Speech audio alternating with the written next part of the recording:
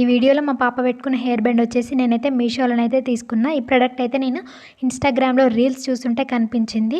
సర్లే ఒకసారి ట్రై చేద్దామని అయితే తీసుకున్నా. మా పాపకైతే హెయిర్ కొంచెం తక్కువ ఉంటుంది, అందుకని తీసుకున్నాను.